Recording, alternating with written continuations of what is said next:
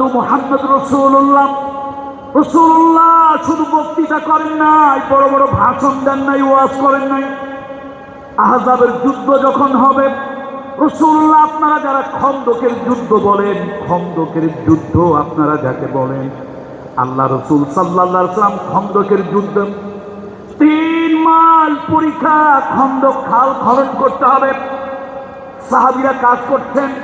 পৃথিবীতে এমন কোন দার্শনিক, এমন কোন নেতা, এমন কোন রাষ্ট্রপতি পাবেন না যিনি নাকি শ্রমিকদের সাথে কাঁধে কাঁধ মিলিয়ে কাজ করেছেন।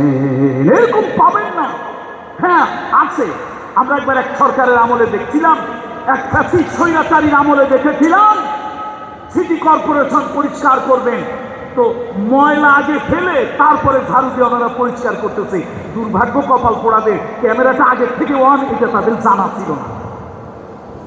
তো পরিষ্কার পরিচ্ছন্ন করার জন্য ক্যামেরা ট্রায়াল দিচ্ছেন, ময়লা আগে ফেলে তারপরে পরিষ্কার করতেছেন। দেখছেন কি ধরনের হিপোক্রেসি, কোন ধরনের ভণ্ডামি, কোন ধরনের প্রতারণা।